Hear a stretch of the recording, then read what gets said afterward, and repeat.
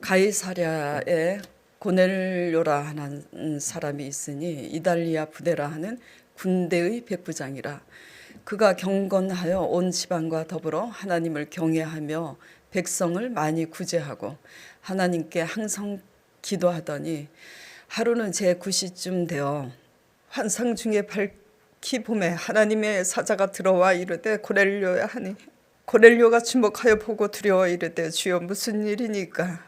천사가 이르되 내 기도와 구제가 하나님 앞에 상달되어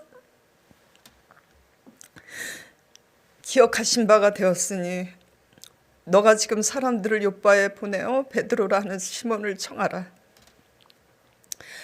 그는 무두장이 시몬의 집에 유숙하니 그 집은 해변에 있다 하더라. 마침 말하던 천사가 떠나매 고넬료가 집안 하인 둘과 부하 가운데 경건한 사람 하나를 불러 이 일을 다 이루고 요바에 보내니라. 이튿날 그들이 길을 가다가 그 성에 가까이 갔을 그때에 베드로가 기도하려고 지붕에 올라가니 그 시각은 제6시더라. 그가 시장하여 먹고자 하매 사람들이 준비할 때에 황홀한 중에 하늘이 열리고 한 그릇이 내려오는 것을 보니 큰 보자기 같고 네 기를 메워 땅에 들이웠더라. 아이고 죄송합니다. 이거 그 안에는 땅에 있는 각종 네 발 가진 짐승과 기는 것과 공중에 나는 것들이 있더라. 또 소리가 있으되 베드로야 일어나 잡아 먹어라 하거늘 베드로가 이르되 주여 그럴 수 없나이다. 속되고 깨끗하지 아니한 것을 내가 결코 먹지 아니하였나이다 한데 또 두 번째 소리가 있으되 하나님께서 깨끗하게 하신 것을 너가 속되다 하지 말라 하더라.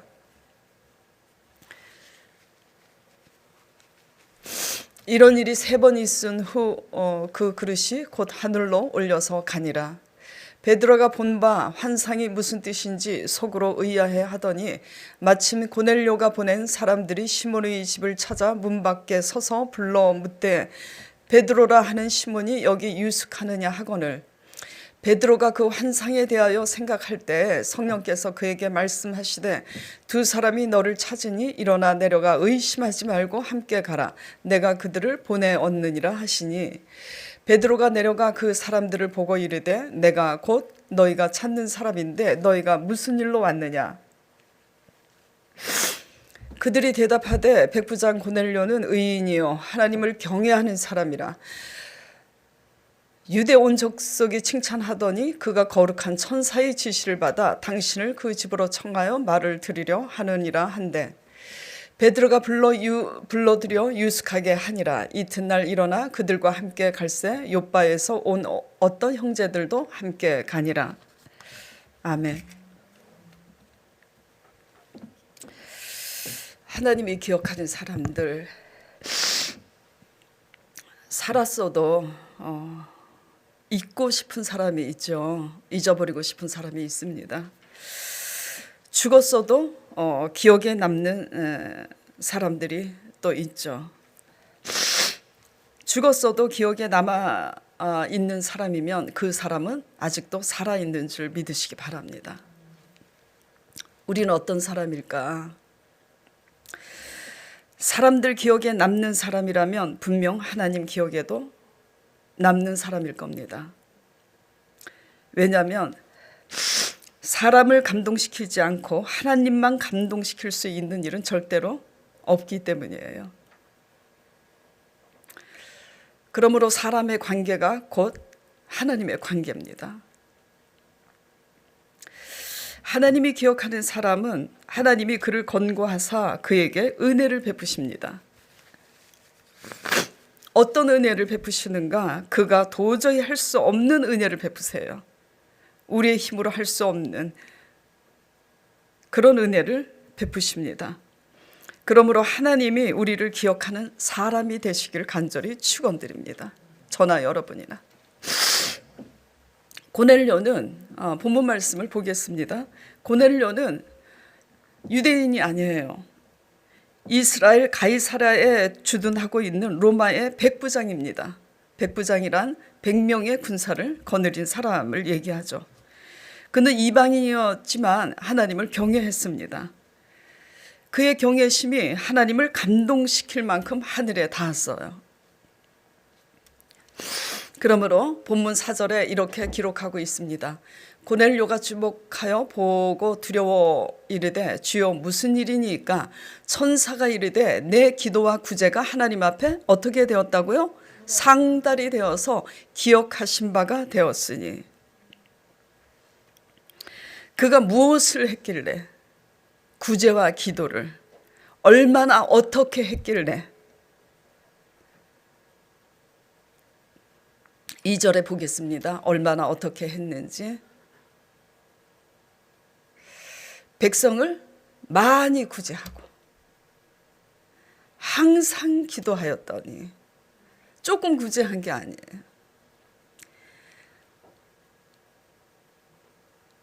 많이 구제했다고. 그리고 항상 하나님께 기도했다고요. 양이 찰 만큼 차야 하나님께 상달이 됩니다.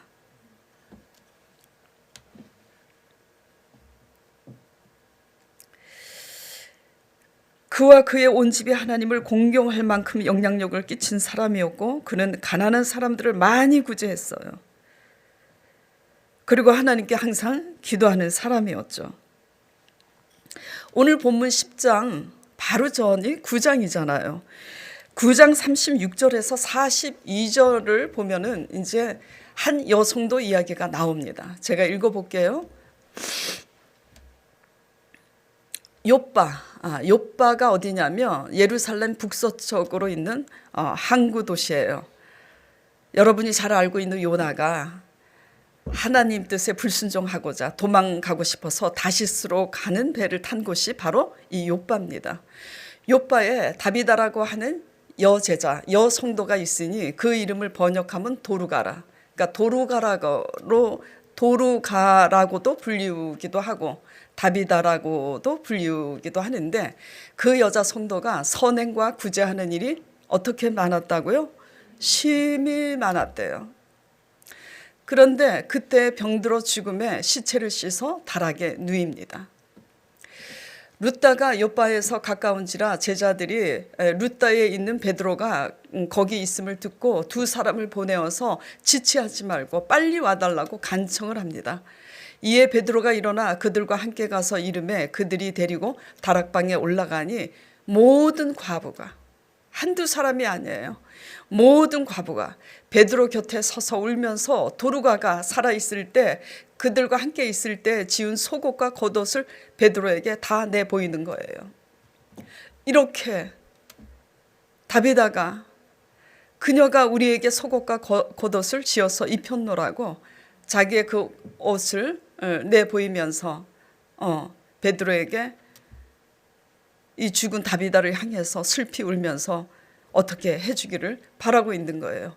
베드로가 사람을 다 내보내고 무릎을 꿇고 기도하여 돌이켜 시체를 향하여 이르되 다비다야 일어나라 하니 그가 눈을 떠 베드로를 보고 일어나 앉는지라. 베드로가 손을 내밀어 일으키고 성도들과 과부들을 불러들여 그가 살아난 것을 보이니 온 욥바 사람이 알고 많은 사람이 주를 믿더라 했습니다. 베드로가 살렸어요? 베드로를 통해서 하나님이 살렸습니다. 어떤 사람에게 살렸을까?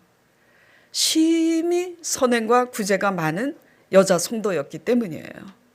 하나님이 기억할 정도로, 하늘에 상달이 될 정도로 심히 많은 선행과 구제가 있었기 때문이에요.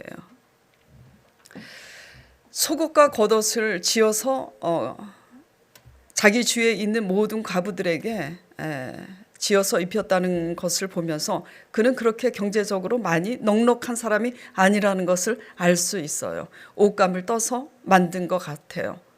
속옷은 면을 사서 만들었겠죠. 겉옷은 면이 아니라 다른 기지를 사서 겉옷에 적합한 옷감을 사서 만들어 입힌 겁니다. 왜요? 사서 입히면 비싸잖아요. 그것뿐만 아니라 심히 많은 선행을 했어요. 돈이 여력이 없으니까 돈이 돈으로 다 구제할 수는 없어도 자기의 시간과 자기의 모든 체력을 다 소진시켜서 할 수 있는 모든 선행은 한 거예요.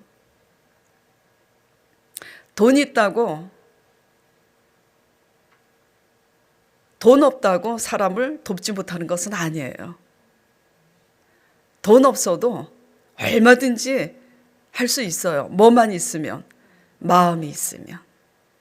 시간을 들여서 할 수 있고요. 내가 가진 건강 가지고도 얼마든지 섬길 수 있습니다.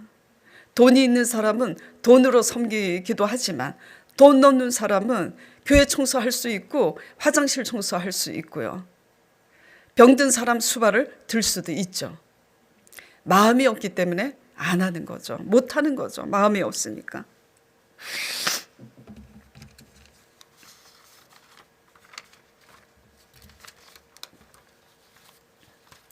그러한 다비다였기 때문에 하나님께서는 사도 베드로를 통해서 그녀를 살리신 거예요. 그래서 그녀를 아는 모든 사람들 그리고 그 성도들에게 이 일이 전에 그것을 이제 목격한 모든 성도들과 온 과부들이 이 일을 사람들에게 소문을 내니 온 요파 사람들이 주를 믿는 역사가 일어난 거예요.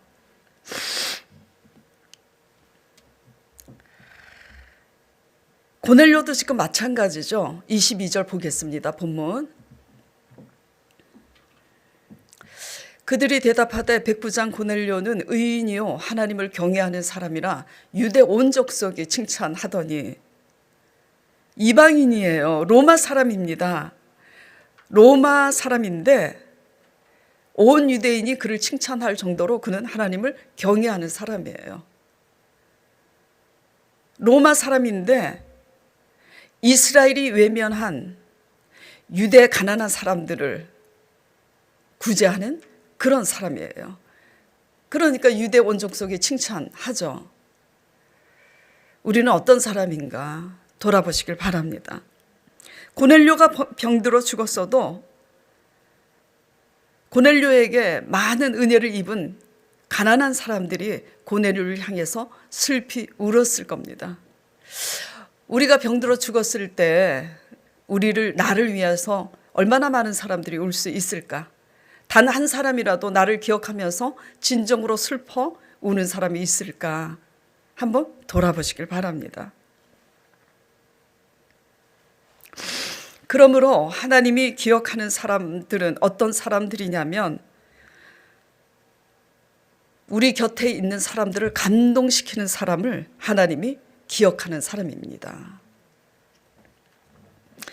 사람이 잊지 못하고 기억하는 사람은 어떤 사람이냐면 자기를 감동시킨 사람을 잊지 못합니다. 있는 모습 그대로를 사랑하는 자기 친어머니가 돌아가셨으면 평생 그 어머니를 잊지 못해요. 또 미더머니 그 얘기를 해서 죄송한데 거기 쿤타가 아버지의 부재 속에서 자랐어요. 그러니까 할아버지의 사랑을 받아서 할아버지를 잊지 못합니다. 그래서 할아버지의 산소에 가죠. 사람은요 자기에게 가장 자기를 사랑해 준 사람, 자기를 감동시킨 사람을 잊지 못해요. 사람을 감동시키지 않고 하나님만 감동시킬 수 있는 일은 절대 없다라는 말씀을 말씀드리고 있는 거예요. 자, 요한일서 4장 20절 보겠습니다. 그렇기 때문에 이런 말씀이 있죠. 누구든지 하나님을 사랑하노라 하고 그 형제를 미워하면 이는 거짓말하는 자니 보는 바 눈에 보이는 바 그 형제를 사랑하지 아니하는 자는 보지 못하는 바 하나님을 사랑할 수 없느니라. 하나님 앞에 상달되었다라는 것은 이미 사람 관계에서 많은 사람들에게 감동을 입혔다는 것을 의미하는 거예요.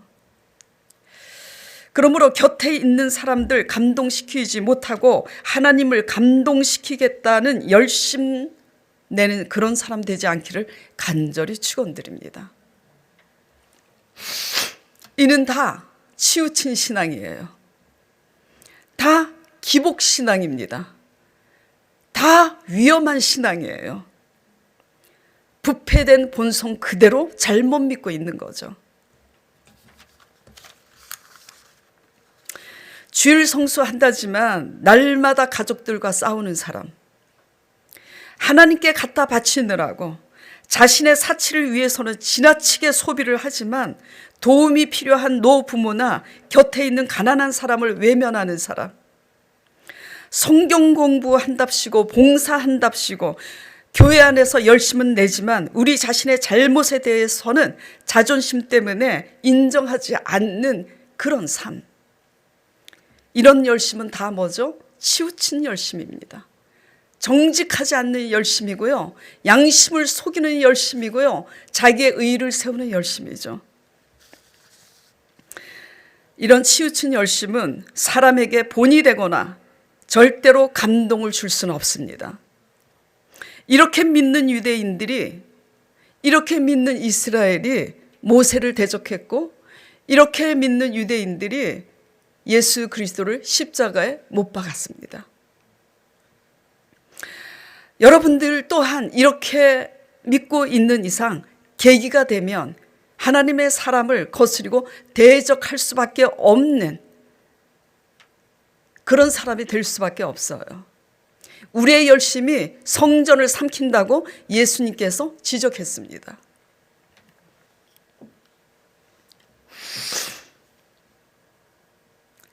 예수님이 친히 이렇게 하신 말씀을 보겠습니다.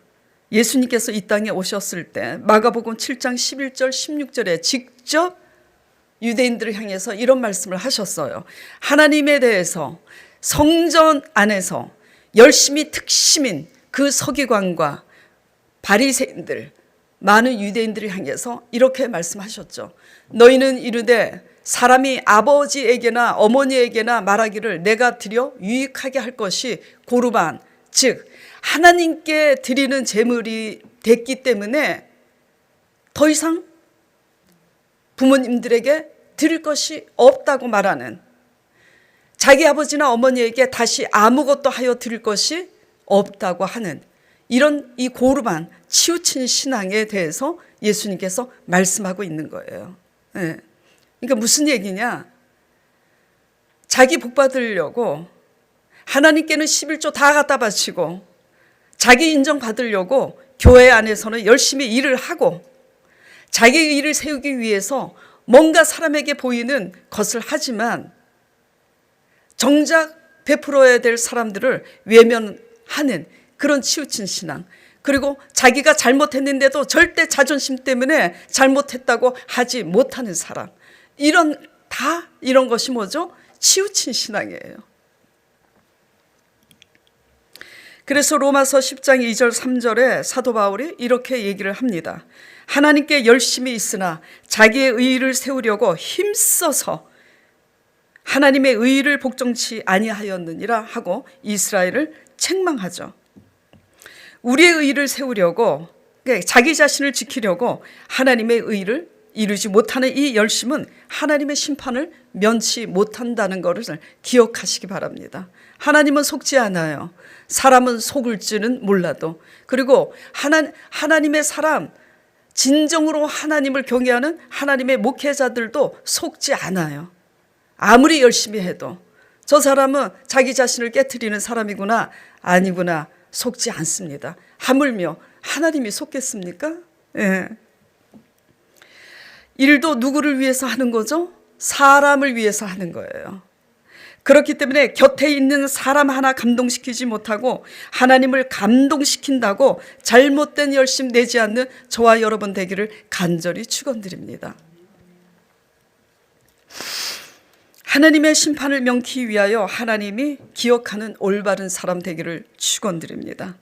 그리고 지금 여러분이 처한 상황이 절대적으로 지금 위기 가운데 있다면 그 누구보다도, 그 무엇보다도 하나님이 기억하는 사람 되는데 힘쓰는 사람 되기를 간절히 축원드립니다.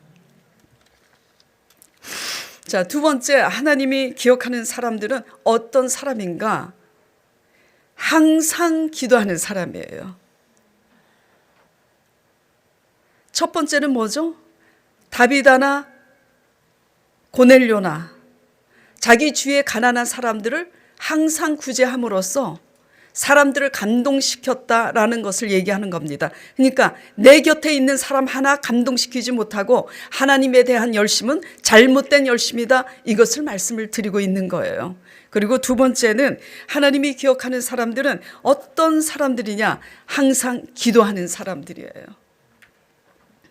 기도는 뭐죠? 하나님과의 대화입니다. 소통이에요. 영적인 호흡이죠. 대화 없이 친구가 될 수 없잖아요. 기도 없이 하나님과 친해질 수 없습니다. 친해지지 않는 친구에게 그 친구가 능력이 있다고 평상시 그 친구와 대화 한번 나누지 않고 친하지 않는데 도움이 필요할 때마다 그 친구에게 손을 내밀 수 있어요? 사람이 기본이 돼 있다면 절대 그렇게 할 수가 없는 겁니다. 하물며 하나님에게도 마찬가지예요. 하나님 말씀에 귀를 기울이며 그 말씀에 따라 반응하며 기도하는 사람들은 하나님이 기억하십니다. 하나님이 기억하는 사람들은 하나님께서 그들에게 은밀한 일을 계시하시고 인도하시는 줄 믿으시기 바랍니다. 고넬료가 기도하지 않았다면 환상 가운데 천사가 나타나서 하나님의 말씀을 전하는 일을 그는 경험하지 못했을 거예요. 본문 2절에서 5절 말씀을 다시 보겠습니다. 그가 경건하여 온 지방과 더불어 하나님을 경외하며 백성을 많이 구제하고 하나님께 항상 기도하더니 하루는 제9시쯤 되어 환상 중에 밝히 봄에 하나님의 사자가 들어와 이르되 고넬료야 하니 고넬료가 주목하여 보고 두려워 이르되 상상 밖에 지금 일이 일어났으니까 주여 무슨 일이니까 천사가 이르되 내 기도와 구제가 하나님 앞에 상달되어 기억하신 바가 되었으니 너가 지금 사람들을 욥바에 보내어 베드로라 하는 시몬을 청하라. 그는 무드장이 시몬의 집에 유숙하니 그 집은 해변에 있다 하더라. 그래서 이제 부하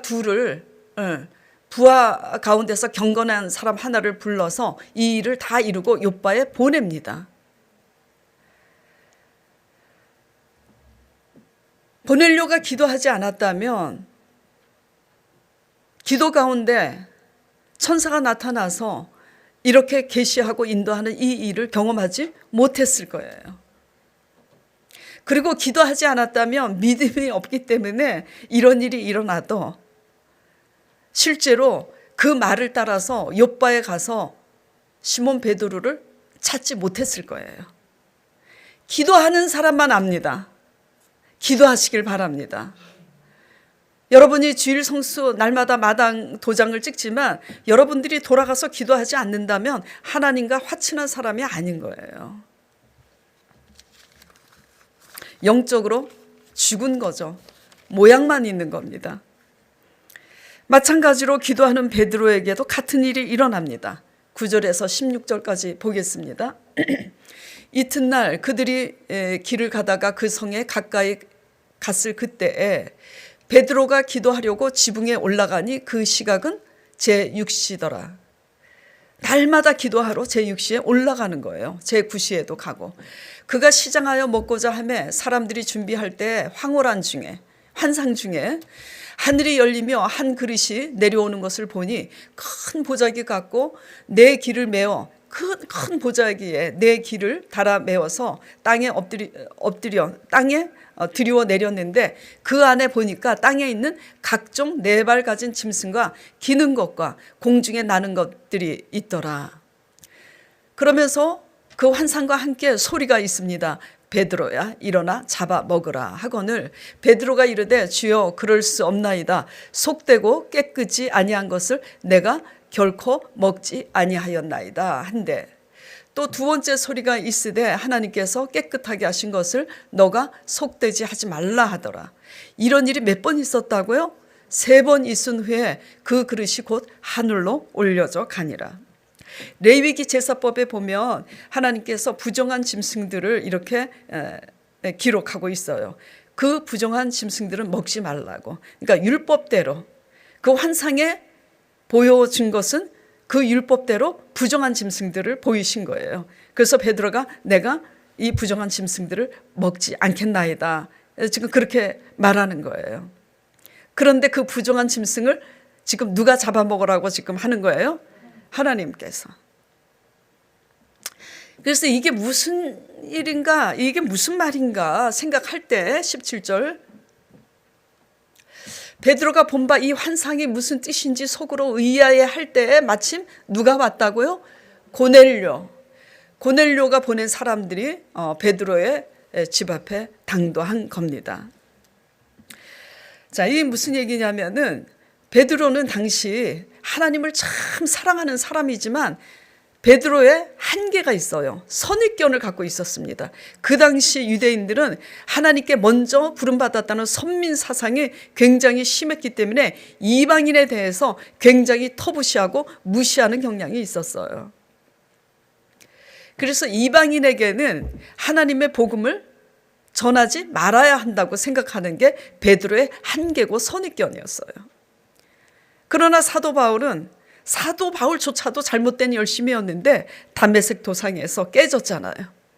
그래서 이방인들에게 복음을 이제 전하게 됐는데 베드로의 이 한계를 깨트리려고 지금 제6시 기도 시간에 하나님께서 나타나셔서 네가 정죄하고 네가 무시하는 그 이방인들에게 하나님의 구원을 전하고 성령 받도록 성령 세례를 주라, 안수해라. 그렇게 하기 위해서 지금 이 환상으로 하나님께서 역사하시는 거예요.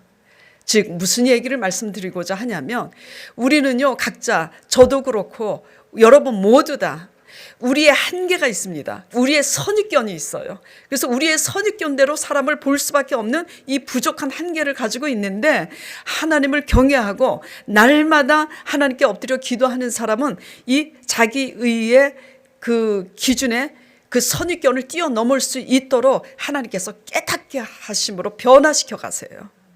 예, 이게 굉장히 중요합니다. 그래야만 사람을 얻을 수 있어요. 우리의 의가 깨지지 않고 우리의 선입견이 깨지지 않는 이상은 지난주에 어떤 제목으로 우리가 은혜를 나눴죠? 비워야 보이고 비워야 담을 수 있다고. 우리의 의와 우리의 선입견을 비우지 않는 이상은 그 사람의 장점을 볼 수 없고 그 사람을 우리가 수용할 수가 없어요. 제가 너무나 억울하고 슬픈 일을 당해서 제가 너무 속이 상해서 슬피 울 때는 그 사람에 대한 장점을 볼 수 없었잖아요. 그러나 하나님이 이 고난을 허락하신 거구나, 하나님이 하사하신 것이구나를 깨닫고 한 발 물러서서 마음의 여유를 가지고 보니까 그 사람 또한 귀하고 나보다 더 큰 장점을 가지고 있는 사람이라는 게 보였다라고 말씀드렸잖아요. 예.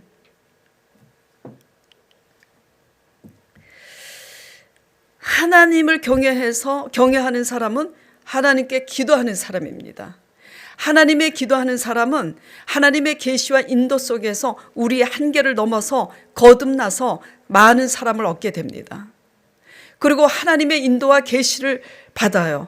그래서 형통한 삶을 살아요. 형통할 수 있는 좋은 사람을 하나님께서 붙이시는 거예요. 우리가 악하면 악한 사람에게 또 붙여지죠.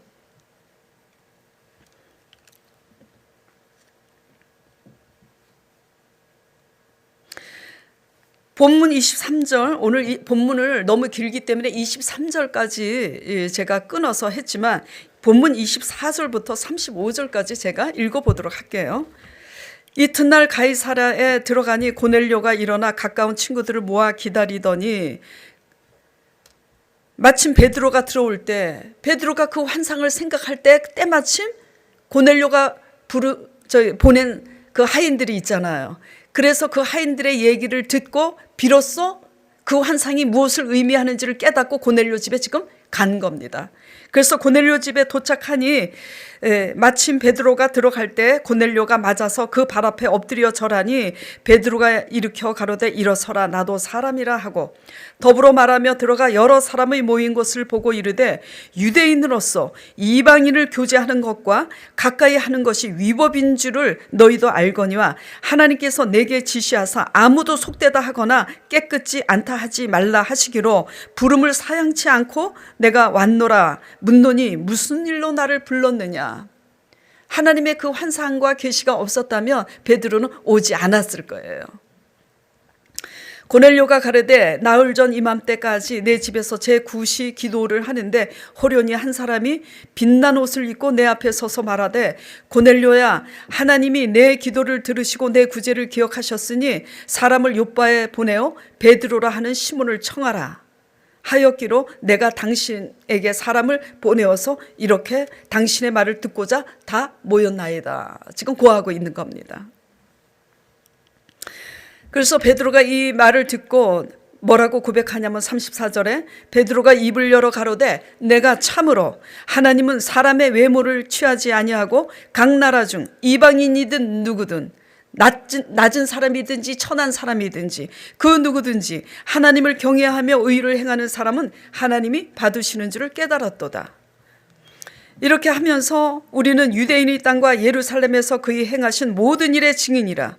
그를 저희가 나무에 달아 죽였으나 하나님이 사흘 만에 다시 살리사 나타내시매 하시며 하면서 예수 그리스도의 죽으심과 부활을 그들에게 증거하고 있는 겁니다.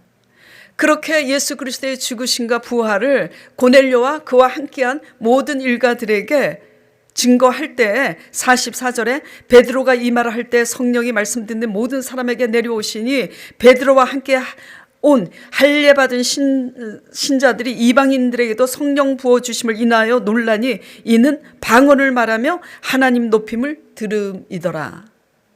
그 말을 할 때 성령이 누구에게 임했냐면 고넬료와 그와 함께한 모든 사람들에게 임한 거예요. 성령이 임하니 방언이 터져서 방언 말하는 것을 베드로와 함께한 모든 신자들이 지금 보고 있는 거죠.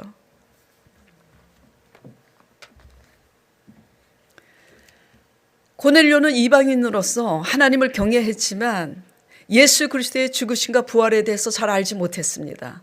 그래서 부활하신 성령이 임하면 성령이 말하게 하심을 따라 방언도 이렇게 말하고 그 성령 체험이 무엇인지 알지 못해요.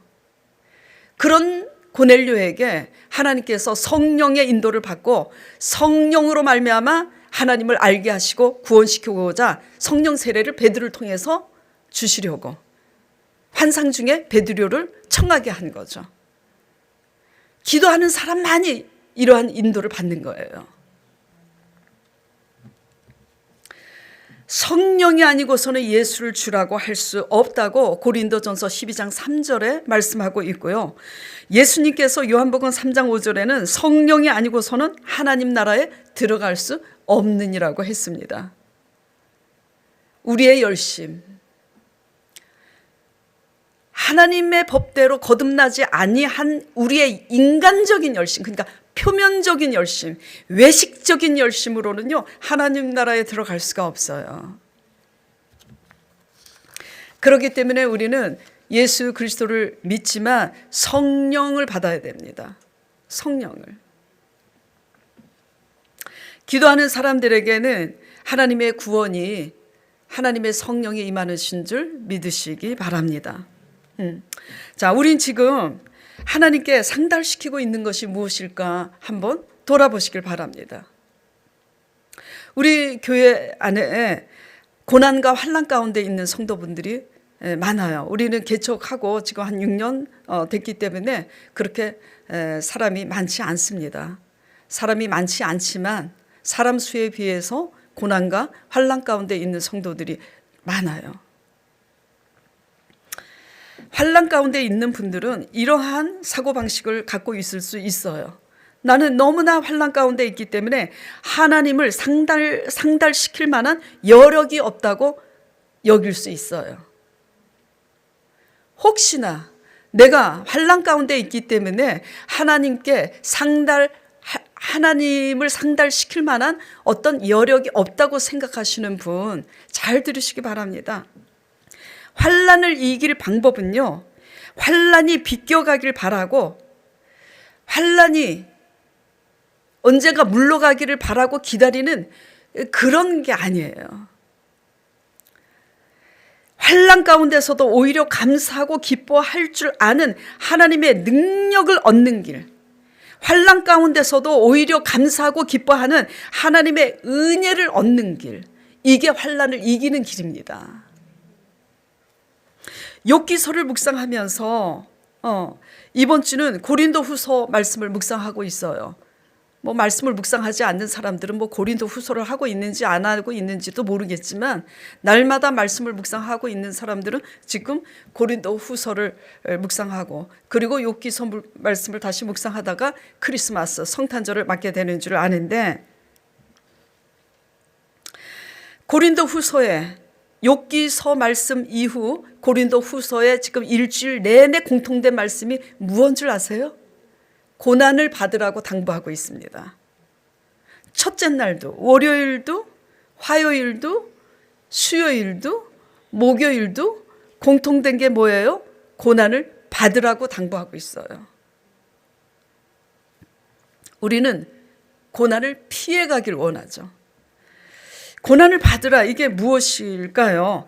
우리의 불신앙과 우리의 잘못된 인본주의, 우리의 불신앙과 우리의 죄악 때문에 고난 당하지 말고, 고난을 받으라는 것은 하나님의 뜻과 섭리 안에서, 하나님의 복음 안에서 고난을 받으라는 얘기예요. 선을 위해서 고난을 받으라는 거죠. 할 수 있는데 하지 않는 고난. 사도 바울이 고린도 후서는 언제 쓴 거냐면 로마 감옥에서 죽음을 앞두고 쓴 거예요. 오히려 그가 로마 감옥에서 죽음을 앞두고 있는데도 감옥 밖에 있는, 두려워하고 있는 신자와 제자 디모데를 지금 위로하고 있어요. 오히려 이게 부활신앙의 진수입니다. 고린도후서 1장 5절에 이렇게 기록하고 있어요. 고린도후서 1장 5절 같이 한 목소리로 읽어보도록 하겠습니다. 시작. 그리스도의 고난이 우리에게 넘친 것 같이 우리가 받는 위로도 그리스도로 말미암아 넘치는도다. 이렇게 돼야 돼요. 우리가 고난과 환난 가운데 있다고 하나님을 상달시킬 만한 어떤 여건과 여력이 없다고 아직도 생각하고 있다면, 여러분들은 교회를 10년, 20년 다녀도 지금 헛믿고 있는 거예요.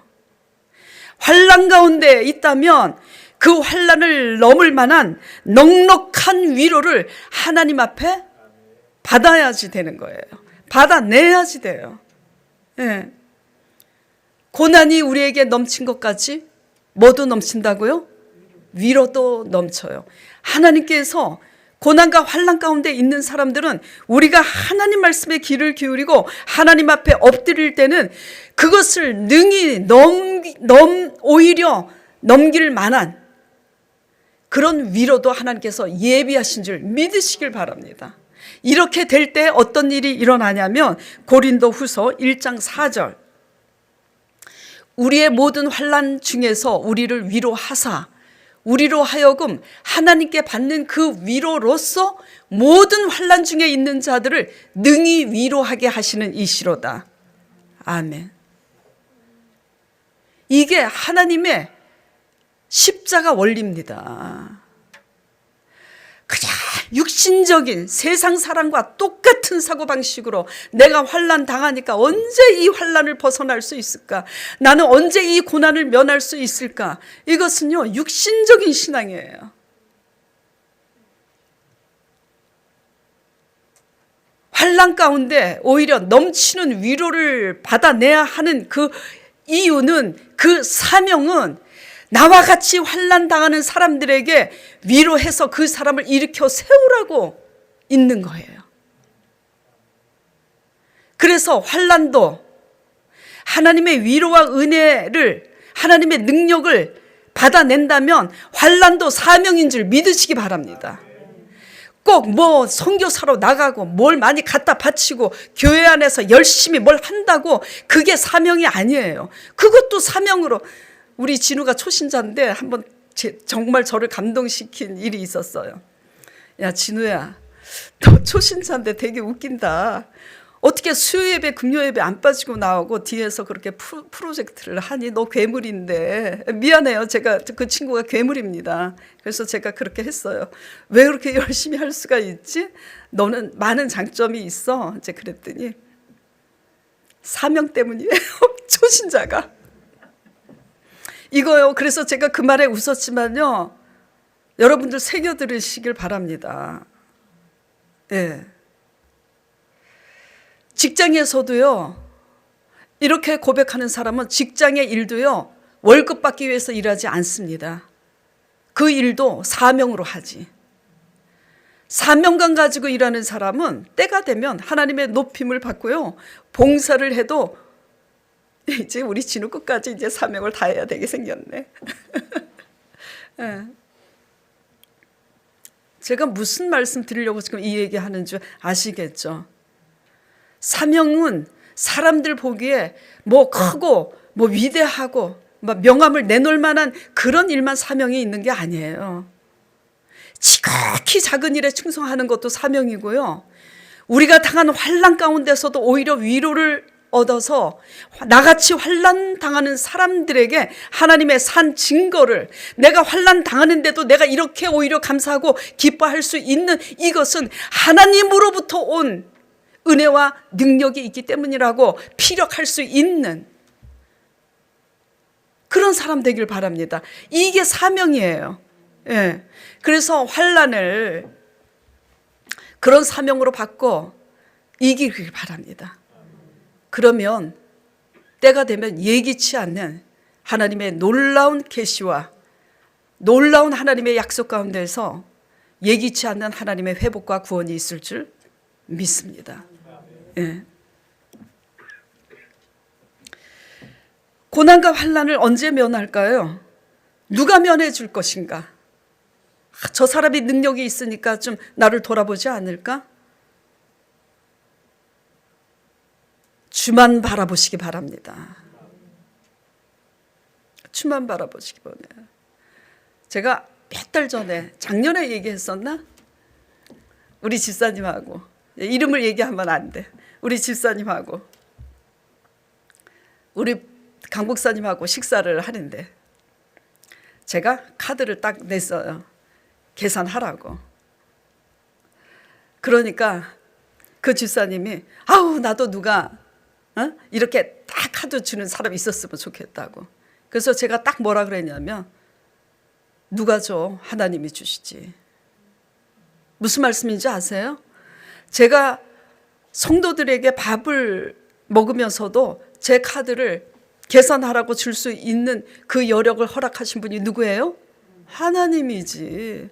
내 남편 원망하지 마시고요, 누구도 원망하지 마시고요, 나의 지갑을 풍성히 채우시는 주님만 바라보시길 바랍니다. 주님만 바라보심으로써 고난을 허락하시고 하사하신 왕 되신 하나님의 뜻과 섭리를 욥기서 말씀, 고린도후서 말씀을 통해서 우리가 계속 지금 배우고 있잖아요.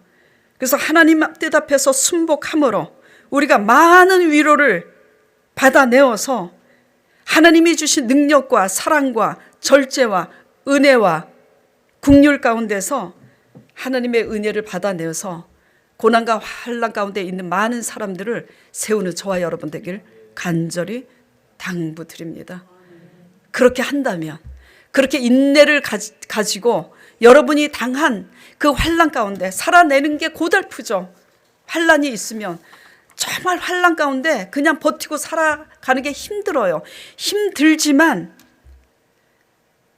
하나님의 위로를 얻어서 나같이 환난 당하는 사람들에게 이렇게 하고 있다면 이것이 최고의 산재산 줄 믿으시길 바라요. 이 인내가, 이러한 우리의 인내가 하나님 나라를, 하나님 보좌를 흔드는 줄 믿으시길 바라요. 이런 인내가 하나님께 상달되는 줄 믿으시길 바랍니다. 제가 어휘력이 좀 딸립니다.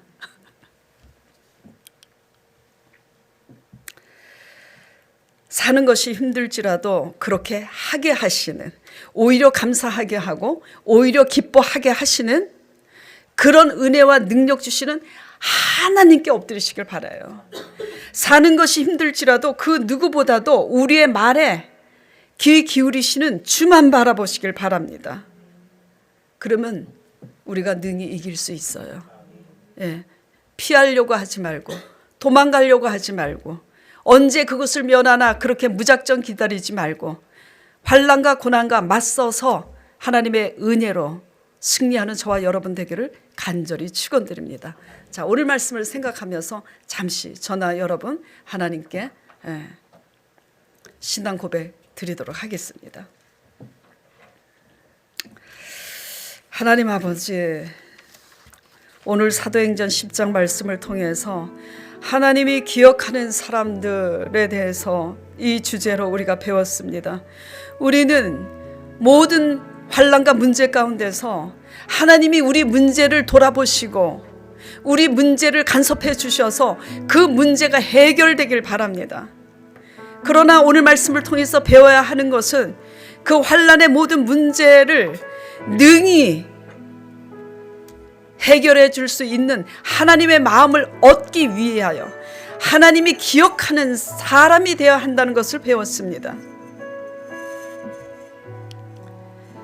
그런 사람이 되기 위해서 많은 어려운 가운데서도 하나님께 상달시킬 만한 여력이 없다고 이제는 더 이상 말하지 아니하고 그 어려운 가운데 하나님께 엎드려 주만 바라봄으로 말미암아 주님께서 부어주시는 능력과 은혜와 사랑 가운데서 큰 위로를 받아 오히려 감사하며 오히려 기뻐함으로 우리와 같이 환난당하는 사람들에게 선한 영향력을 끼치는 아버지 진정한 제자 되게 하여 주시옵소서. 그렇게 인내하며 그렇게 영향력 미치며 나아갈 때 하나님의 때에 베드로에게 나타나시고 고넬료에게 나타나셔서 예기치 않은 구원을 베푸시고 예기치 않은 우리의 한계를 넘어서 깨닫게 하시는 하나님의 무한하신 지혜와 능력과 구원이 있는 것처럼 우리 가정에 큰 하나님의 역사가 있을 줄 믿습니다. 주님 홀로 영광 받아 주시옵소서. 하나님만 바라봅니다. 우리를 불쌍히 여겨 주시옵소서.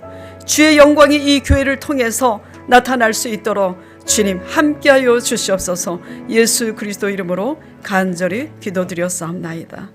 아멘.